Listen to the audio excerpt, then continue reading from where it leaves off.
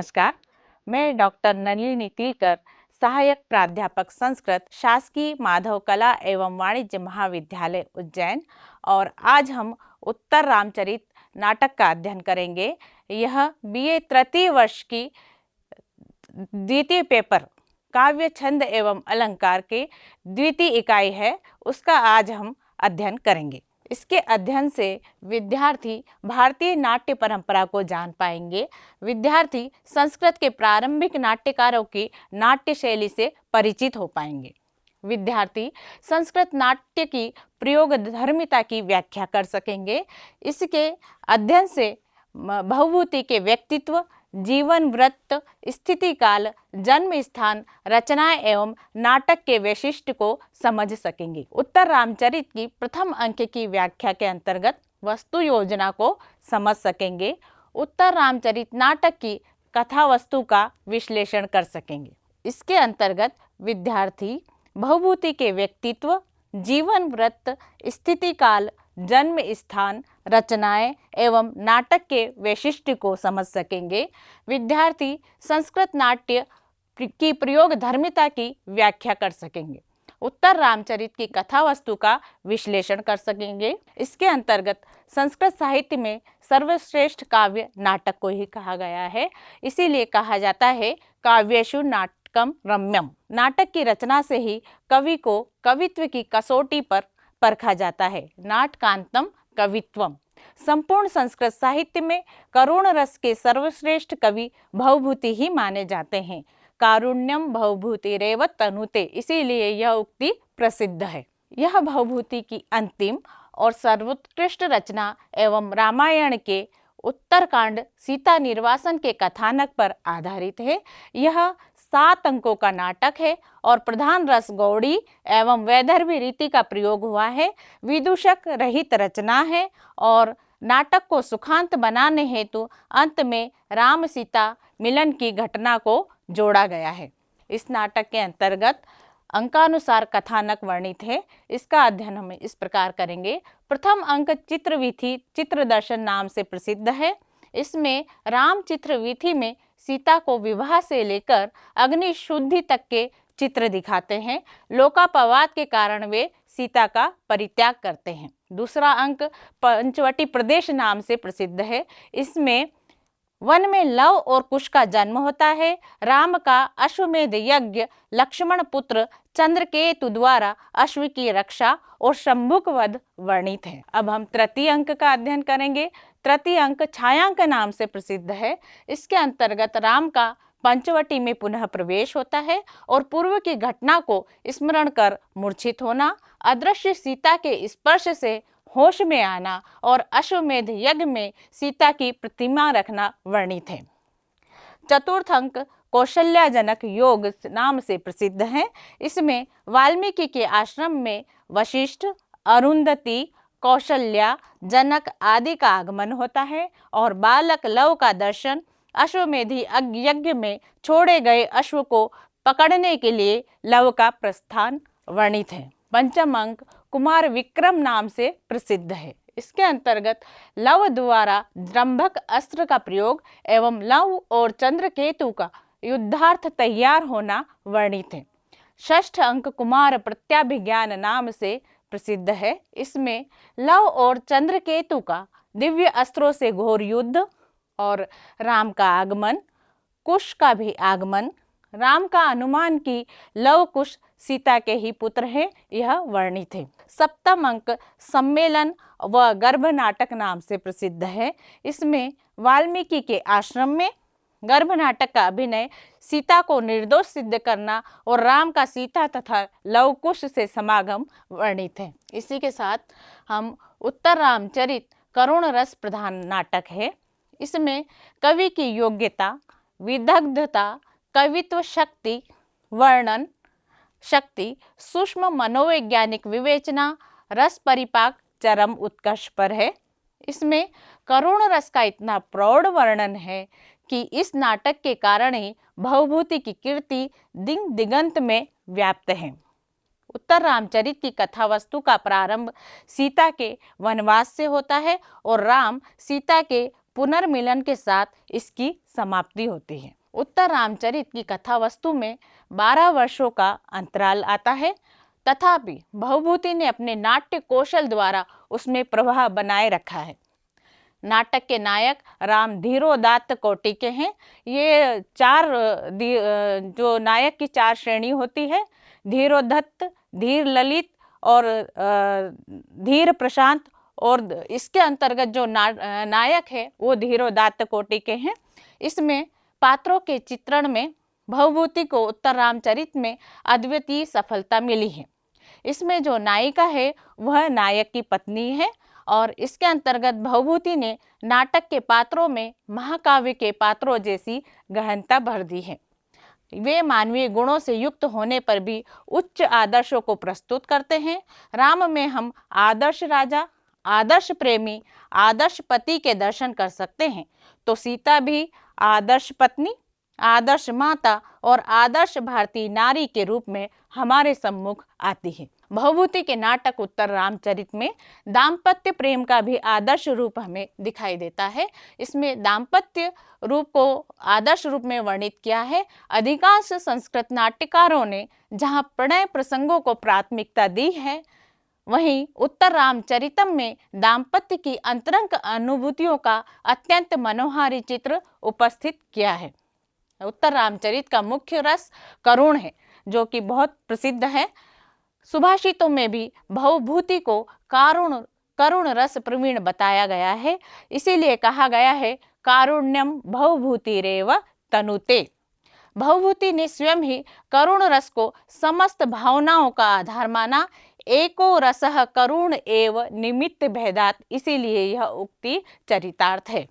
भवभूति के राम और सीता के करुणा के मूर्तिमान रूप है। भवभूति ने करुणा के ऐसे वातावरण का सृजन किया है कि पत्थर भी द्रवित हो जाते हैं। इसीलिए कहा गया है भवभूते संबंधाद धरभूरेव भारती भाति, एतत्कृत कारुण्ये किमन्यथा रोदिति ग्रावा। इसके अतिरिक्त भवभूति प्रकृति चित्रण में भी सिद्धहस्त है। दूसरे और तीसरे अंकों में वर्णित दंडकारण्य के विकट विस्तार के भयावह चित्र संस्कृत साहित्य में अद्वितीय है। प्रकृति के कोमल और कठोर दोनों रूपों के दर्शन उत्तर रामचरित में होते हैं। तृतीय अंक में भी सीता द्वारा सेवित वृक्ष, मृग आदि के रूप में प्रकृति का सुंदर वर्णन किया गया है। वहीं प्रकृति का मानवीकरण भी किया गया है। तमसा नदियां नाटक में मानवीय रूप में प्रस्तुत होती है। संपूर्ण नाटक कवि मुरला के गंभीर शास्त्र ज्ञान, सघन लोक दृष्टि और सूक्ष्म मनोवैज्ञानिक का परिचायक है। उत्तर रामचरितम की भाषा उनके अन्य दोनों नाटकों की अपेक्षा अधिक प्रांजल और प्रौढ़ है। इसमें उत्तर रामचरित में मुख्यतः वैदर्भी शैली का प्रयोग किया गया है, जो माधुर्य गुण समन्वित है। भवभूति भगवान शिव के उपासक हैं। भवभूति के नाटकों में अभिधा वृत्ति मुख्य है। प्रिय छंद अनुष्टुप वशीकृणी है। उत्तर रामचरितम में अलंकार भी अपने सुंदरतम रूप में प्रस्तुत हैं। उपमाएं अपनी नवीनता, भावानुकूलता के कारण आकर्षित करती हैं। यथा राम के करुण रस के लिए पुटपाक की उपमा है, पुटपाको प्रतीकाशो रामस्य करुणो रसः। इसके अतिरिक्त भवभूति का छंदो विधान भी उत्तम कोटि का है। उत्तर रामचरित के शिखरिणी छंद की प्रशंसा करते हुए इसे मयूरी के समान नृत्य करता हुआ कहा गया है। इसमें बताया गया है भवभूते शिखरिणी निर्गल तरंगिणी रुचिरा घन संदर्भे या मयूरेव नृत्यति। इसके अंतर्गत बताया गया है कि उत्तर रामचरित में भवभूति की नाट्य प्रतिभा अपनी पराकाष्ठा पर अवस्थित है। इसकी गंभीरता, आध्यात्मिकता और दाम्पत्य प्रेम की उच्च अनुभूतियां इन्हें कालिदास के समकक्ष ला दिया है। उत्तर रामचरितम निसंदेह एक अत्युत्तम कृति है। सत्य ही कहा गया है उत्तर रामचरिते भवभूतिर विशिष्यते।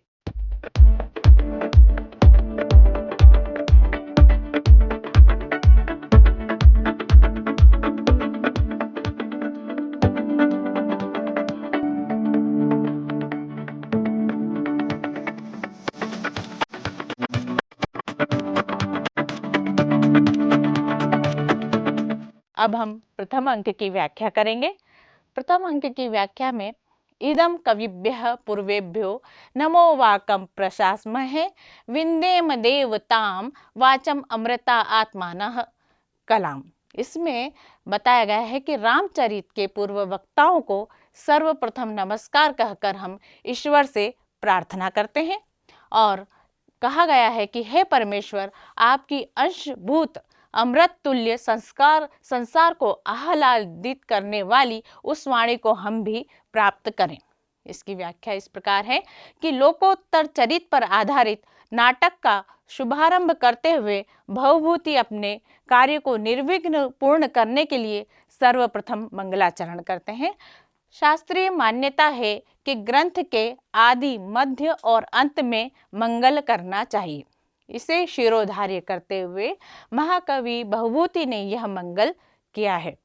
ऐसा गंभीर और पूर्ण मंगलाचरण संस्कृत के अन्य किसी भी काव्य ग्रंथ में नहीं है। अब हम दूसरे श्लोक की व्याख्या करेंगे। यम ब्रह्माण इयम देवी वाग्वश्यवानुवर्तते उत्तरम रामचरितम तत्प्रणीतम प्रयोक्ष्यते। अर्थ है, जो काव्य की सृष्टि में स्वयं ब्रह्मा है, जिसका अनुसरण यह वाग देवता सरस्वती उनकी वशवर्तिनी होकर करती है और उन्हीं भवभूति द्वारा रचित उत्तर रामचरित का हम अभिनय प्रस्तुत कर रहे हैं।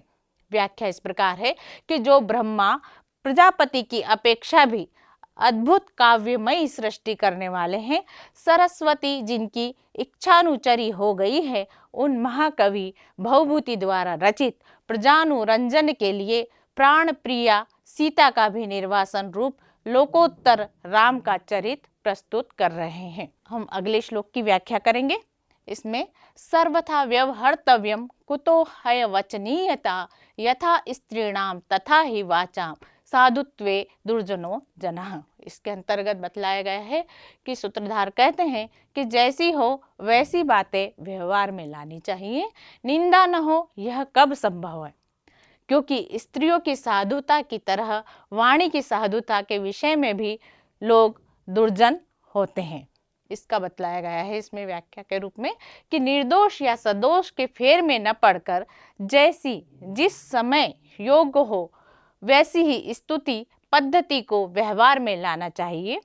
जैसे स्त्रियों की साधुता के विषय में लोग कम दुर्जन नहीं होते, वैसे साधु वाणी भी दुर्जनों द्वारा निंदित होती है। इसके अनंतर हम आगे देखेंगे कि अथ किम देवी कुल गुरुर भगवान वसिष्ठत्वामि दमाह विश्वम्भरा भगवती भवती मसूत राजा प्रजापति समो जनकः पिता ते तेषां वधुस्त्वमसि नंदिनी पार्थिवानां येषां कुलेषु सविता च गुरुर्वयं च।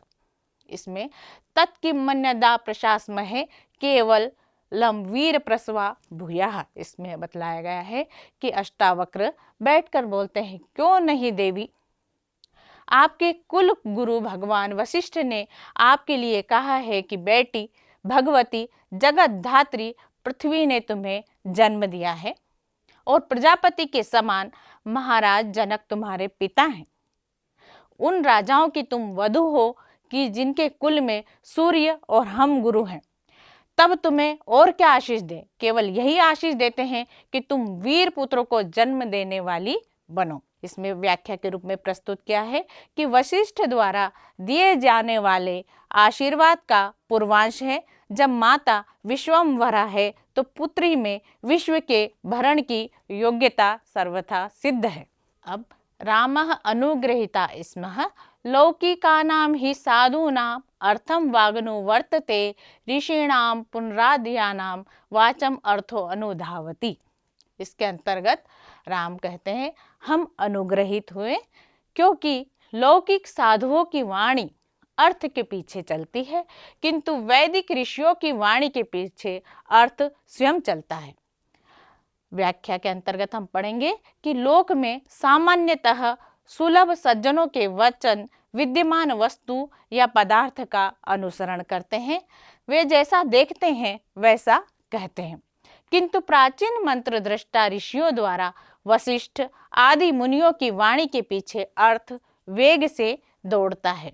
अब हम आगे के श्लोक की व्याख्या करेंगे। इसमें स्नेहम दयाम च सौख्यम च यदि वा जानकीमपि आराधनाय लोकस्य मुंचतो नास्ति में व्यथा। इसमें बतलाया गया है भगवान राम वशिष्ठ का जैसा आदेश है वैसा ही होगा। स्नेह दया और सुख को यहाँ तक कि जानकी को भी लोकराधन के लिए छोड़ते हुए मुझे कोई दुख न होगा, ऐसा इसमें भगवान राम कहते हैं। इसको प्रस्तुत किया गया है। इसमें बतलाते हैं कि यहाँ कुल गुरु के आदेश से उत्साहित राम स्वजन संबंधी स्नेह विपन्न बंधु संबंधी दया और अपने सभी सांसारिक सुख लोक राधन के लिए ठुकराने का उत्साह व्यक्त कर रहे हैं। राम के लिए स्नेह दया और सौख्य का आलंबन जानकी के सिवाय संसार में दूसरा नहीं है। जानकी उनकी सबसे अधिक स्नेह पात्र, दया पात्र और सौख्य साधन है, परंतु वे लोक राधन के लिए उन्हें भी छोड़ने को उद्यत है। इस प्रकार हृदय से सूक्ष्म एवं करुण भावों की अभिव्यक्ति में भवभूति ने अपना पूर्ण कौशल प्रदर्शित किया है। इसके अनंतर हम उत्तर रामचरित भवभूति का अंतिम और सर्वोत्कृष्ट नाटक है। इस नाटक में भवभूति ने राम के उत्तरकालीन जीवन की घटनाओं को नाटकीय रूप प्रदान किया है। महावीर चरित में रामायण के पूर्वार्ध को नाटक रूप में प्रस्तुत करने के बाद उसके उत्तरार्ध को उत्तर रामचरित में प्रस्तुत किया है। इसका मूलाधार रामायण का उत्तरकांड है। यह करुण रस प्रधान नाटक है। इसमें भवभूति के 3 नाटक हैं, एक उत्तर रामचरित, महावीर चरित, और इसके अंतर्गत हमने इन नाटकों का अध्ययन किया। अब हम आगे पढ़ेंगे कि इस नाटक में कितने अंक हैं। यह 7 अंकों वाले इस नाटक में राम के राज्याभिषेक के पश्चात लोकापवाद के कारण सीता का परित्याग और अंत में राम का अपने पुत्रों के साथ सीता से पुनर्मिलन का वृत्तांत वर्णित है। इसके अंतर्गत हम अध्ययन करेंगे कि भवभूति ने नाटक में आदर्श दाम्पत्य प्रेम का उदात्त चित्रण प्रस्तुत किया है, जो कामुकता से परे है और गंभीर है। इसी को लक्ष्य करके सहृदय समीक्षकों ने लिखा है, उत्तर रामचरिते भवभूतिर विशिष्यते। अब हम उत्तर रामचरित नाटक पर आधारित समीक्षात्मक प्रश्नों का अध्ययन करेंगे।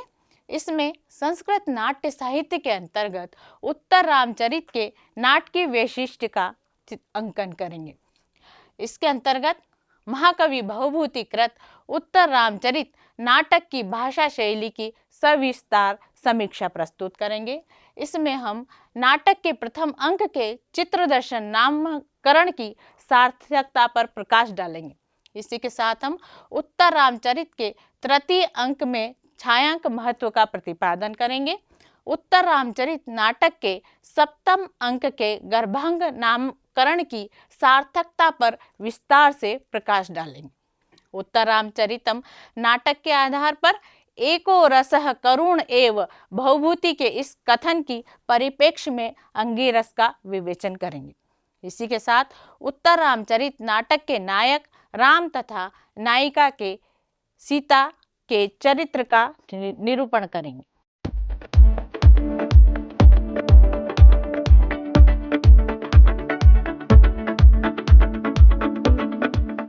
अब हम उत्तर रामचरित नाटक के मूल्यांकन के अंतर्गत कुछ प्रश्नों का अध्ययन करेंगे। प्रथम प्रश्न है, भवभूति की कुल कितनी रचनाएं हैं? भवभूति की कुल कितनी रचनाएं हैं? इसमें हमें बताना है कि 4 हैं, 5 हैं, 3 हैं या 6 हैं। इसमें हमें सही उत्तर बताना है। इसका सही उत्तर है 3।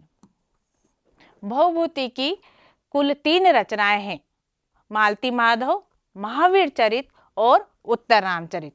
अब हम द्वितीय प्रश्न को देखेंगे। द्वितीय प्रश्न है, भवभूति कहाँ के निवासी थे?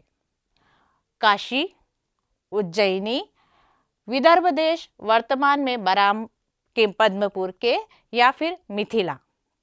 इसमें हम देखेंगे कि भवभूति विदर्भ देश वर्तमान में बरार के पद्मपुर के निवासी थे। ये इसका सही उत्तर है। हम अगले प्रश्न को देखेंगे कि भवभूति कृष्ण यजुर्वेद की किस शाखा को मानने वाले थे? इसमें विकल्प के रूप में है कपिस्थल, कठ, मैत्रायणी, तैत्तिरीय। इसका सही उत्तर क्या होगा, कृपया बताएं। इसका सही उत्तर है तैत्तिरीय। घ इसका सही उत्तर है। इसी के साथ हम अगले प्रश्न को देखेंगे। भवभूति के पिता का क्या नाम था? ज्ञाननिधि, श्रीकंठ, नीलकंठ या भट्टगोपाल। चारों नाम में से जो सही उत्तर है वह बताएं। इसका सही उत्तर नीलकंठ है। भवभूति के पिता का नाम नीलकंठ था। अब हम अगले प्रश्न को देखेंगे। भवभूति के गुरु का क्या नाम था? श्रीकंठ, ज्ञाननिधि, नीलकंठ या उम्बेकाचार्य। इसमें हमें सही उत्तर का चयन करना है। सही उत्तर इसका है कि भवभूति के गुरु का नाम ज्ञाननिधि था। श्रीकंठ किस कवि का नाम माना जाता है? श्रीकंठ किस कवि का नाम माना जाता है? इसमें विकल्प के रूप में है भास, भवभूति, भारवी, कालिदास। हमें सही उत्तर का चयन करना है। इसका सही उत्तर है भवभूति। अब हम अगले प्रश्न की ओर चलते हैं। इसमें बतलाया गया है कि दार्शनिकों की गोष्ठी में भवभूति किस नाम से जाने जाते थे? ज्ञाननिधि, श्रीकंठ, उम्बेक या नीलकंठ। हमें इसमें से सही उत्तर का चयन करना है। दार्शनिकों की गोष्ठी में भवभूति उम्बेक नाम से जाने जाते थे। इसका सही विकल्प है उम्बेक। अब हम यह बताएंगे कि उत्तर रामचरित में कितने अंक हैं? 7, 5, 8 या 6। इसका सही उत्तर क्या हो सकता है? इसका सही उत्तर है उत्तर रामचरित 7 अंकों में विभक्त है, जैसा कि हमने नाटक के अनंतर इस 7 अंकों का अध्ययन किया। भवभूति किस रस के सिद्धहस्त कवि माने जाते हैं? इसमें विकल्प है वीर, रौद्र, श्रृंगार और करुण। हमें इसका सही उत्तर बताना है। भवभूति करुण रस के सिद्धहस्त कवि माने जाते हैं। इस प्रकार हमने उत्तर रामचरित नाटक के प्रश्नों का विस्तृत अध्ययन किया और मुझे आशा है कि आपको यह नाटक पूर्ण रूप से समझ में आया होगा। इसकी आप विस्तृत समीक्षा कर पाएंगे और इसके सभी प्रश्नों का सरलता से उत्तर दे पाएंगे। आप सभी को मैं उज्जवल भविष्य की शुभकामना देती हूँ। बहुत बहुत धन्यवाद।